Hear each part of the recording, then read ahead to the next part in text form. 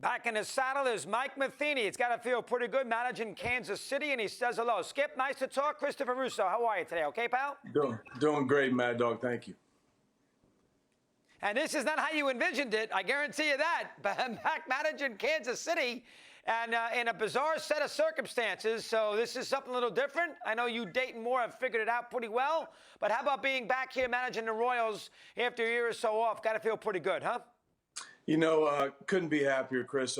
This is such a talented group. I've told them this, and every time I get an opportunity, I say it. I don't know if there could be a better time. As you look at a team that's gone through some changes and some players who are just trying to figure out, one, can I compete at the big league level? And now it's about, all right, we're ready to put things together and start putting some pieces in place to where we win. And talk about a hunger, talk about an urgency, everything that you'd love to see that combines with the talent that they just highlighted there in some of those video clips. It's an exciting time, and I think some of this, the potential adversity and some of the distractions that could be out there could be advantageous to a club like the Kansas City Royals. Yeah, it very well could. We'll get to that in a sec. All right, I did the first half of spring training, then a 4-month break, and now a quick second half in a major league ballpark, too. So big adjustments. How have you handled it? How is it going to affect the start of the season for you? Let me hear about that. Yeah, Chris, I think you're going to hear similar stories maybe from all camps, but I couldn't have been more impressed with the urgency that I saw from our guys in the time while we were in quarantine. They stayed sharp, and it's coming through now. The guys are out competing well. We have a number of spots that are still open, and guys are going about it the right way. The timing's coming along. We knew that was probably going to be one of the last things to get there is the hitter's timing, but the pitchers look strong. A lot of the question marks we were having are starting to get filled up by guys taking advantage of those opportunities, and couldn't be any happier with the whole fact of the mentality and the perspective of just not allowing themselves to start thinking about the inconveniences, because that's all it is. It's an inconvenience to not maybe be treated like a major league player. But what a privilege to be able to be back on a field and to start being part of the healing process for our nation and to carry the torch for the game into the future. All right, what do we do about Salvador Perez? He could be ready to catch. I know he tested positive. What's the story about the catching? I know you've been hurt there with the virus with the catchers. What's the status there opening day as far as your catcher is concerned? Let me hear about that.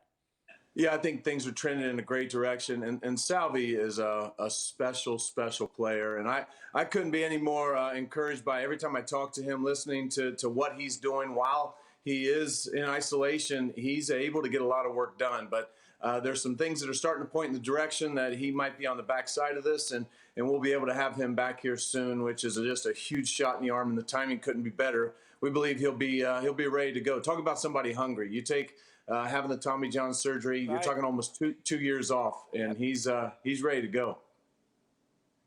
Good point. 3 exhibition games, 2 against Houston, a team you're not going to see in a regular year, which is good. And then, of course, the Cardinals, where you go back to St. Louis. I'm sure there'd be a sense of urgency in those 3 games just to get an idea, you know, with the rules, with the maybe if it's an extra inning game, obviously with the 3-batter minimum.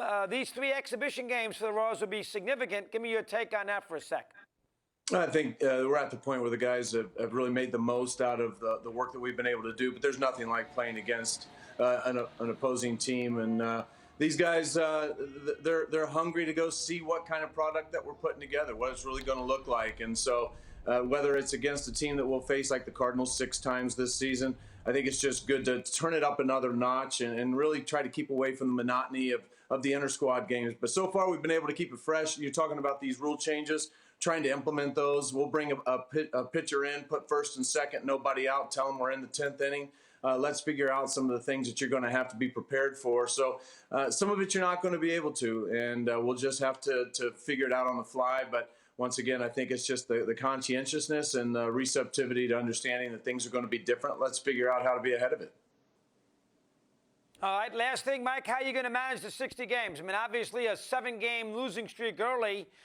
puts you behind the 8 ball. So there has to be probably a little more a sense of urgency. You're right. The Royals, with all this offense, they certainly, they could be right in the middle of it here in this division. Who knows? I mean, it's not like the Twins or the 27 Yankees. So from that standpoint, you could steal a spot, but you got to make sure that you got to stay away from anything prolonged from a negative standpoint early. Give me your take on how you're going to manage that over the 60 games. Well, I think the first thing you're going to hear from everybody is health. Try to keep our guys on the field, first of all, get some of them there and keep them there.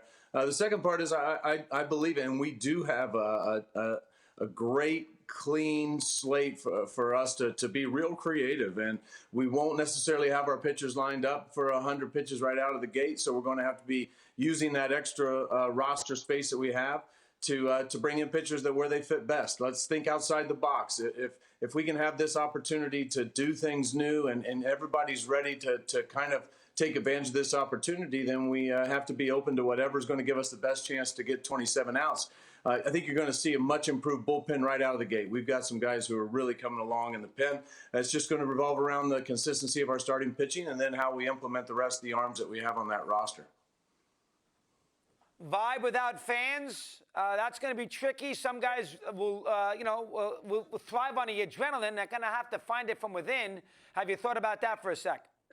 Yeah, we have, and I've been in conversation with the commissioner's office, and I do think it's smart to pump some noise in there just to kind of cover up some of the banner back and forth or the motion. We don't want to take that from our players for sure.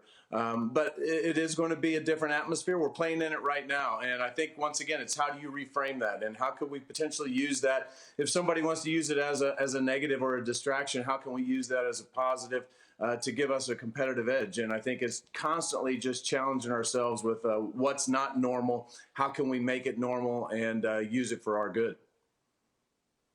Good job, Mike. Well done. We'll check in. Have a good start to the season. Thanks for a few minutes here today. Always appreciate it.